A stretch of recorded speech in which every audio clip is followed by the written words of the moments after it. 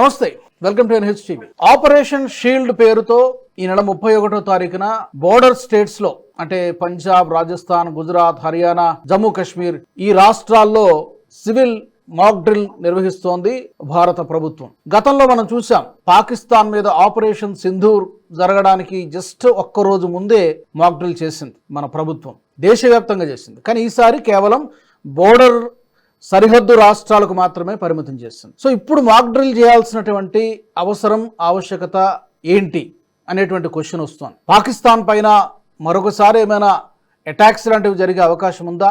ఇది దాన్ని ఇండికేట్ చేస్తుందా అంటే దేన్ని కొట్టి పారేయలేం. ఎందుకంటే పాకిస్తాన్ కుక్కతోక వంకరలాగా బుద్ధి మారదు కాబట్టి ఎప్పుడైనా ఏమైనా చేయొచ్చు. అండ్ దానికి తోడు తాజాగా లాహోర్లో జరిగినటువంటి కొన్ని పరిణామాలు, ఒక పెద్ద భారీ ర్యాలీని నిర్వహించడం జరిగింది, యాంటీ ఇండియా ర్యాలీ. పెద్ద ఎత్తున ఆ ర్యాలీలో ఉగ్రవాద నాయకులు పాల్గొన్నారు. ఈ ఉగ్రవాద నాయకులకు పోలీసులు రక్షణ కవచంలా నిలిచారు. ఈ ర్యాలీలో పాల్గొన్నటువంటి నాయకుల్లో సైఫుల్లా కసూరి, లష్కర్ ఏ తోయిబా కమాండర్. యాక్చువల్గా మొన్న జరిగిన పహల్గామ్ దాడికి ఇతను మాస్టర్ మైండ్, ఇతను చాలా ప్రణాళికలు ప్రత్యక్షంగా పరోక్షంగా ఇతనే కారకుడు అని చెబుతూ ఉన్నారు. ఇతను కూడా ఈ ర్యాలీలో పాల్గొన్నాడు. అలాగే అమీర్ హంజా, అతను కూడా లష్కర్ ఏ తోయిబా కమాండర్. మరొక తల్హా సయ్యద్, ఇతను కూడా మసూద్ అజర్ కొడుకు అని చెప్తున్నారు.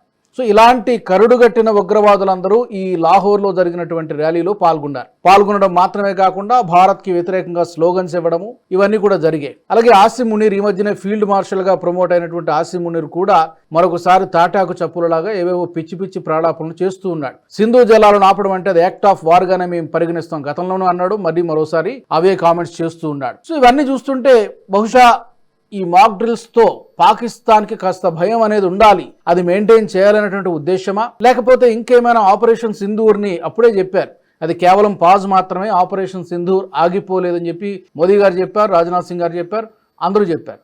సో మరొకసారి అది ఏమైనా కొనసాగింపు ఉంటుందా? ఎలా అర్థం చేసుకోవాలి 5-6 రాష్ట్రాల్లో ఇప్పుడు జరుగుతున్నటువంటి ఈ mock drill? Let's talk about it. నాతో జాయిన్ అవుతున్నారు రిటైర్డ్ కర్నల్ వివి రావు గారు. నమస్తే రావు గారు. నమస్తే, చెప్పండి. మనము మే 6వ తారీఖున అనుకుంటాను మాక్ డ్రిల్ దేశవ్యాప్తంగా కండక్ట్ చేశారు. అప్పుడు అందరూ అనుకున్నాం మాక్ డ్రిల్ అంటే బహుశా ఏదో 1-2 రోజుల్లో ఏదో చేస్తారేమో అనుకున్నాం. బట్ ఆ తెల్లవారుజామునే అర్ధరాత్రి 1 గంట ప్రాంతంలో ఆపరేషన్ సింధూర్ తోటి పాకిస్తాన్కి 25 నిమిషాల్లో మొత్తం మనమేంటో చూపించాం. సో ఇప్పుడు మరొకసారి 31వ తారీఖున ఈ మాక్ డ్రిల్ జరుగుతోంది.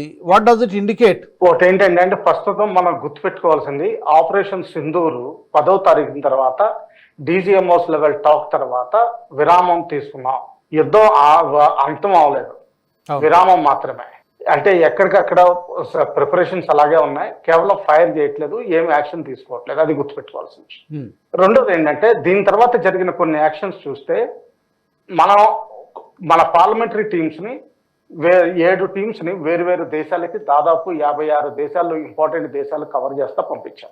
అవును, మనం జనరల్ గా బై అండ్ లార్జ్ సక్సెస్ఫుల్ అయ్యాం. అంటే మనం కరెక్ట్ గా మన విధానం, మన రీతి, పాకిస్తాన్ చేస్తున్న చెడ్డ చర్యలు ప్రపంచానికి చాటి చెప్పగలుగుతున్నాం. అందులో ఒమాన్ లాంటి కంట్రీస్ కొన్ని బాహాటంగానే మనకి 100% సపోర్ట్ కనిపిస్తుంది. దీని తర్వాత పాకిస్తాన్ కూడా పంపించడం జరిగింది. వాళ్ళ ఫారిన్ మినిస్టర్ బెనజీర్ భుట్టో కొడుకు బిలావల్ భుట్టో, ఎవరైతే ప్రెసిడెంట్ ఉన్నారో వాళ్ళ కొడుకు ఫారిన్ మినిస్టర్, ఆయన పంపించడం జరిగింది. కానీ అంత ఎఫెక్టివ్ కనిపించట్లేదు. ప్రైమ్ మినిస్టర్ స్వయంగా Turkey, Azerbaijan, Iran, Oman, Kazakhstan ఇవన్నీ దేశాలు తిరిగి వచ్చారు.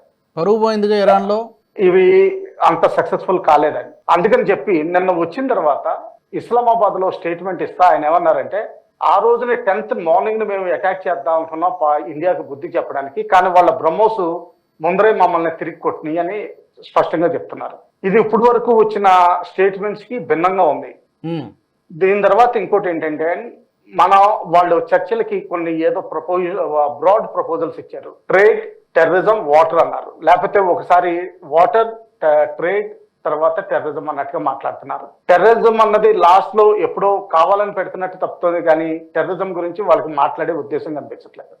ట్రేడ్ అండ్ వాటర్ గురించి ఎక్కువ మాట్లాడాలనుకుంటున్నారు. ఇదే ఫీల్డ్ మార్షల్ అసీమ్ మునీర్ గారి స్టేట్మెంట్ ప్రకారం నిన్న ఆయన ఏమన్నారంటే, ఇందస్ ఒప్పందాన్ని ప్రస్తుతానికి సస్పెన్షన్ లో పెట్టడం వల్ల ఇండియా రెడ్ లైన్ క్రాస్ చేసింది, అంటే లక్ష్మణ రేఖ క్రాస్ చేసింది అన్న రీతిలో మాట్లాడారు ఆయన. ఈ విధంగా వాళ్ళ పరిస్థితి ఆలోచించి సెకండ్ థింగ్ ఏంటంటే, ఏదైతే టెర్రరిస్ట్ ఆర్గనైజేషన్లు చాలా హెవీగా సఫర్ అయినాయో వాళ్ళందరూ బేసికలీ రీకూప్ చేయడం మొదలు పెట్టారు, అంటే వాళ్ళు తిరిగి సర్దుకోవడం మొదలు పెట్టారు. అందులో భాగంగానే చాలా మందిని ఎల్సీ వరకు పంపించారు, కొంతమందిని ఇన్ఫిల్ట్రేట్ చేయమని చెప్పినట్టున్నారు. అందుకనే నిన్న మన రాత్రి రవాలా కోర్టులో దాదాపు 4 చంపడం జరిగింది టీటీపీ వాళ్ళు. ఇది బహుశా ఎక్కువ మంది టెర్రరిస్ట్ వాళ్ళతోటి రిలేటెడ్ కానీ ఆర్మీ తోటి రిలేటెడ్ ఎక్కువ అనిపించట్లేదు. ఆర్మీ తోటి రిలేటెడ్ టీటీపీ యాక్టివిటీస్ ఏదైనా సరే బోర్డర్లో అవుతున్నాయి తప్పితే కానీ ఇక్కడ మన పిఓకేలో కానీ ఇండియా బోర్డర్ సరిహద్దుల్లో కానీ ఎక్కడ అవుతున్నట్టు కనిపించట్లేదు. ఇది ఒక వింత సంఘటన జరిగింది. దీని తర్వాత సెకండ్ అంటే ఏంటంటే, ఇప్పుడు ఇంకా తయారుగానే ఉన్నాం. ఎందుకంటే ఈ రెండు మన భారతదేశం ఒకటే స్పష్టంగా చెప్తోంది, మాట్లాడదలుచుకుంటే మీరు పిఓకే ఎప్పుడు తిరిగిస్తారు దాని మీద మాట్లాడండి, లేకపోతే టెర్రరిజాన్ని ఎలా అంతమొందిస్తారు, అంతకుముందు ఇచ్చిన లిస్ట్ లో ఉన్న పేర్లన్నీ మాకు అప్పగించండి. ఇది స్పెసిఫిక్, అంటే ఇప్పుడు కొత్తగా ఇవ్వాల్సిన పేర్లు ఏమి అవసరం లేదు, పాత పేర్లే మాకు అప్పగించండి అంత స్పష్టంగా మనం చెప్తున్నాం. వాళ్ళు మాత్రం ట్రేడ్, ఇదైతే ట్రేడ్ అంటే అమెరికాకి ఎక్కువ ఇష్టం ఈ పదం, అందువల్ల ఆ పదం వాడుతున్నారు. అలాగే ఇందస్ వాటర్ ట్రీటీ, మా 240 మిలియన్స్ అంటే 24 కోట్ల జనాభా ఈ నీళ్ల మీద ఆధారపడి ఉంది, దానివల్ల మీరు రెడ్ లైన్ లక్ష్మణ రేఖ క్రాస్ చేస్తున్నారని చెప్పి వాళ్ళ ఇది ఉంది. సో ఈ రెండు ఏంటంటే 2 రైలు పట్టాల్లో నడుస్తున్నాయి తప్పితే గానీ ఎక్కడ కలిసే అవకాశం లేదు. సో చర్చలు అన్నాయి అవుట్ ఆఫ్ క్వశ్చన్, ప్రస్తుతం సిచ్యువేషన్ ప్రకారం అవుట్ ఆఫ్ క్వశ్చన్. ఇంకా సెకండ్ థింగ్, మన గవర్నమెంట్ ఆఫ్ ఇండియా యాక్టివిటీస్ చూస్తున్నారా, ప్రధానమంత్రి దగ్గర నుంచి home minister, defence minister, chiefs forward ఏరియాస్కి వెళ్ళి మోటివేషన్ ఇంప్రూవ్ చేయాలని చూస్తున్నారు, ఎన్హాన్స్ చేయాలని చూస్తున్నారు, అంటే ఏదైనా తట్టుకోగలిగే స్థితికి చూస్తున్నారు. ప్రస్తుతానికి ఆపరేషన్ షీల్డ్ నా ఉద్దేశంలో 2-3 ప్రకారాలుగా చూడాల్సి ఉంటుంది. ఒకటి ఏంటంటే సివిలియన్ ప్రజలు, వీళ్ళు ఫస్ట్ ఇన్ఫిల్ట్రేషన్ ఆఫ్ చేయాలి. ఎస్పెషల్లీ పంజాబ్ బోర్డర్లో, అమృత్సర్ జమ్మూ బోర్డర్లో ఈ మధ్యలో ఏంటంటే రివర్స్ 3 నదులు పాకిస్తాన్ లోకి ఎంటర్ అవుతాయి. ఇక్కడ ఏంటంటే చాలా ఎంటర్ అయిన ప్లేసుల్లో ఫెన్సింగ్ కరెక్ట్ గా ఉండడానికి వీల్లేదు, ఏంటంటే వాటర్ ప్రవాహం అలా ఉంటుంది. సో అటువంటి ఏరియాస్ లో ఇన్ఫిల్ట్రేషన్ మాక్సిమం పాసిబిలిటీస్ ఉన్నాయి. అలాగే అక్కడ ఏంటంటే సాయిల్ మన పాటిమట్టి అంటాం, అటువంటి సాయిల్స్ అవి, అంటే తవ్వడానికి ఈజీ, స్ట్రాంగ్ గా ఉంటుంది. సో దానివల్ల ఏంటంటే లోపల అండర్ గ్రౌండ్ ప్యాసేజెస్ చేస్తే 1-2 రోజులు నిలిచి ఉండే అవకాశం ఉంది, ఈ లోపల దూరే అవకాశాలు ఎక్కువ.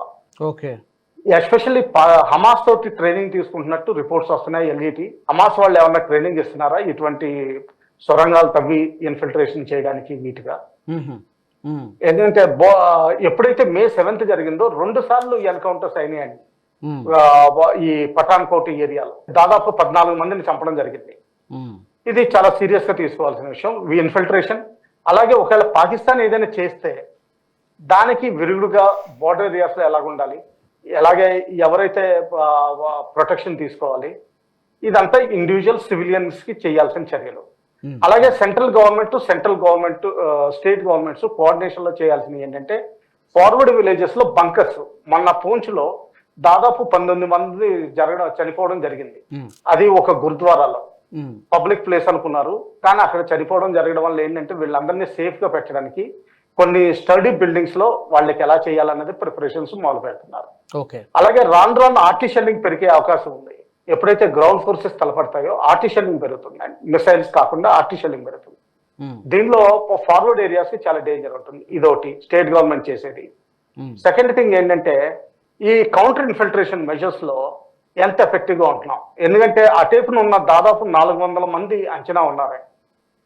ఎల్ఈటి, జేఎం, అలాగే మన హిజ్బుల్ ముజాహిదీన్, వీళ్ళు కుప్వాడా దగ్గర నుంచి ఈ ఇన్ఫిల్ట్రేట్ చేయాలని చూస్తారు. అలాగే సమ్మర్ ఓపెన్ అవుతుంది, అంటే ఏంటంటే కొంచెం వరకు కార్గిల్ ఏరియాలో కూడా ఇన్ఫిల్ట్రేట్ చేసి ఇటు అమర్నాథ్ యాత్ర సైడ్ వచ్చి, లేకపోతే అమర్నాథ్ యాత్ర నార్త్ నుంచి కూడా, అంటే బాల్తాల్ రూట్ లో కూడా కొంచెం నార్త్ లో కొంచెం ఇన్ఫిల్ట్రేషన్ పాసిబుల్ అయ్యే ఏరియాస్ ఉన్నాయి.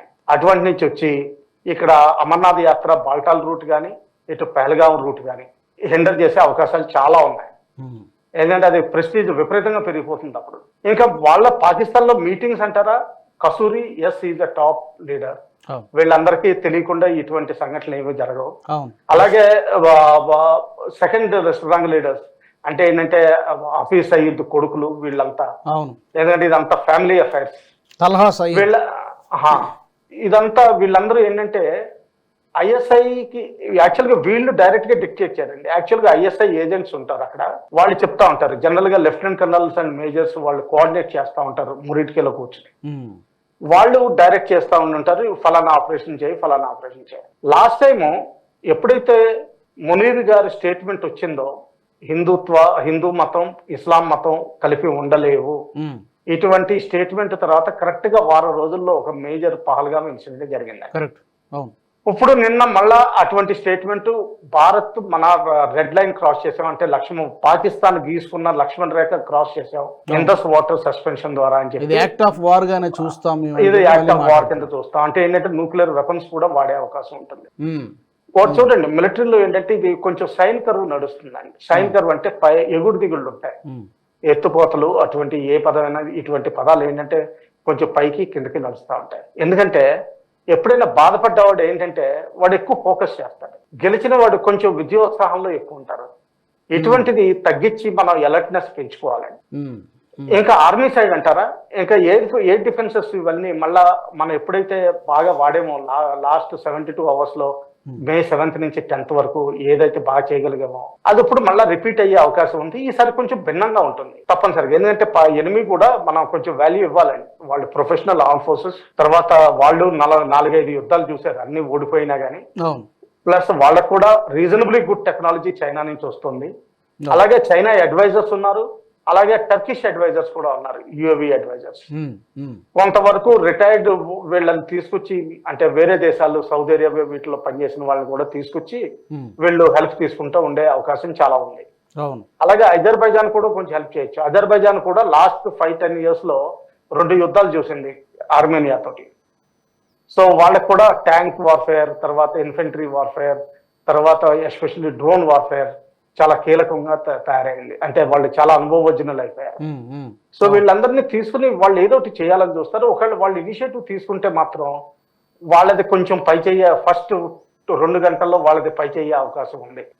ఎందుకు అవుతుంది అంటారు? ఎందుకంటే ఆల్రెడీ మన వాళ్ళేం రిలాక్స్డ్ గా లేరు కదా, మన త్రివిధ దళాలు ఏం రిలాక్స్డ్ గా లేవు కదా, పై చేయి అవడానికి రిలాక్స్డ్ గా లేవండి. కాకపోతే ఆల్రెడీ ఇప్పుడు దాంట్లో భాగంగానే కదా ఇవన్నీ చేస్తున్నారు. ఎంతైనా సరే ఒక యుద్ధ దాదాపు 72 hours లో మన ప్రపంచానికే ధీటుగా జవాబు చెప్పగలిగే పరిస్థితిలో మనం అంటే కంప్లీట్ టర్న్ ద టేబుల్స్ అంటాం ఇంగ్లీష్ లో. అంటే ఏంటంటే ఇప్పుడు వరకు ఉన్న పరిస్థితిని దాదాపు తారుమారు చేసాం. ప్రపంచం అంతా ఇప్పుడు ఇండియాని వేరే విధంగా లాస్ట్ ఏప్రిల్ ఎలా చూసిందో ఇప్పుడు May end లో చూస్తున్న విధానమే వేరు. ఇప్పుడు మనం ఒక సూపర్ పవర్ కింద చూస్తుంది.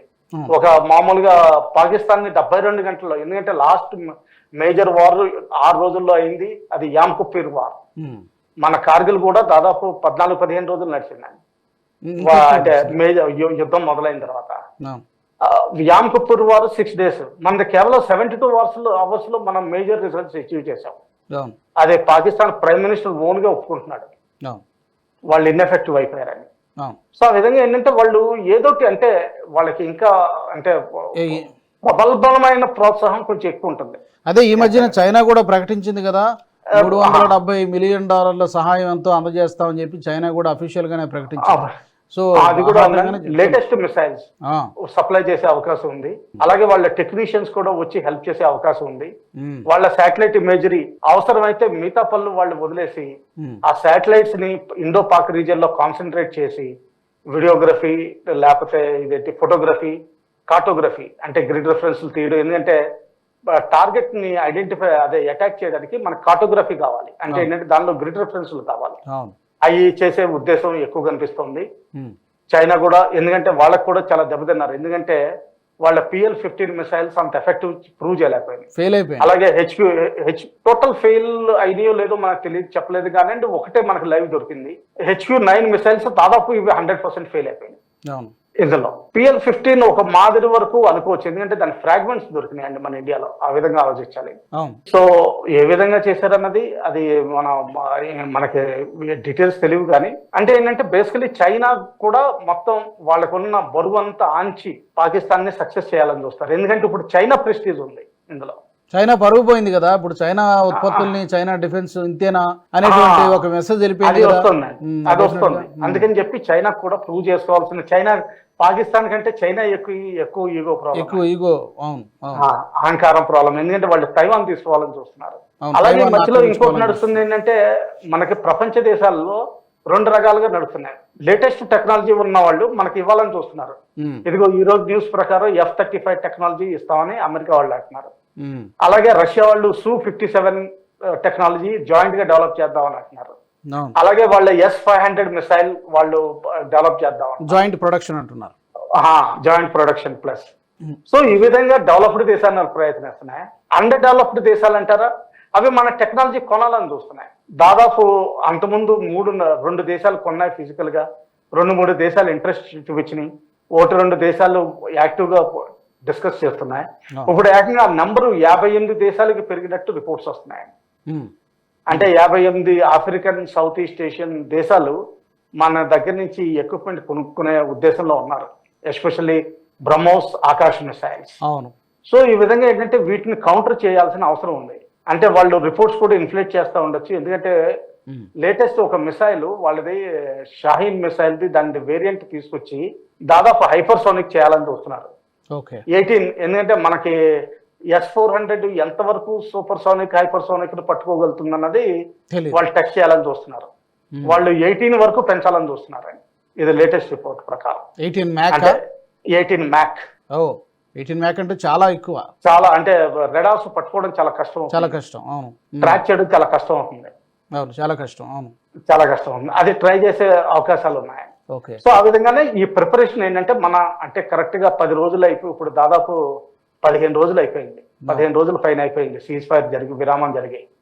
దాదాపు 20 రోజులు అవుతుంది, ఇంకా రేపటికి 20 రోజులు అవుతాయి. సో ఏంటంటే మనం స్లాగ్ లేకుండా ఉండాలని చెప్పి ఎలాంటి రిస్క్ తీసుకోవడానికి మన ప్రభుత్వం ఏమాత్రం కూడా తీసుకోవాలనుకోవడం లేదు.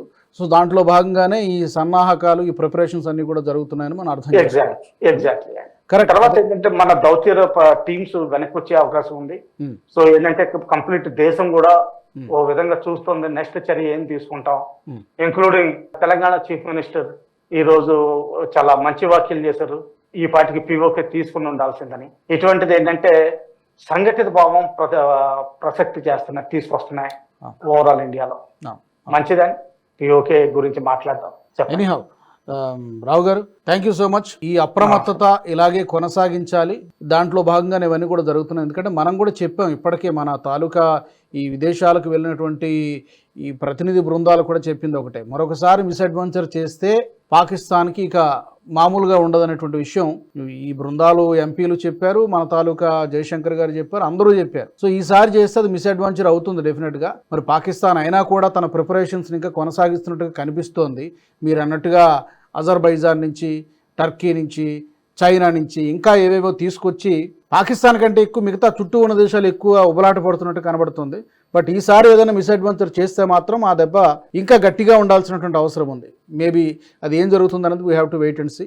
Thank you so much Rao గారు. నమస్తే. మరి ఈ అంశానికి సంబంధించి ఈ ఆపరేషన్ షీల్డ్ని మీరు ఎలా చూస్తున్నారు? మరి ఆపరేషన్ సింధూర్ 2.0 మనం చూడబోతున్నామా? అలాంటి పరిస్థితి వస్తుందా? ఏం జరిగే అవకాశం ఉంది? మీరు కూడా మీ అభిప్రాయాలు మీరు కింద కామెంట్ సెక్షన్లో తప్పకుండా తెలియజేయండి. NHTV గ్రూప్ ఆఫ్ ఛానల్స్ని సబ్స్క్రైబ్ చేసుకోవడం మర్చిపోవద్దు. అలాగే మీరు ఏదైనా పర్టికులర్గా ఒక అంశాన్ని మీద మాట్లాడితే బాగుంటుంది, లేకపోతే చర్చ చేస్తే బాగుంటుంది అనిపిస్తే కనుక తప్పకుండా వాటిని కూడా మీరు కామెంట్ సెక్షన్లో మాకు చెప్పచ్చు. జై హింద్.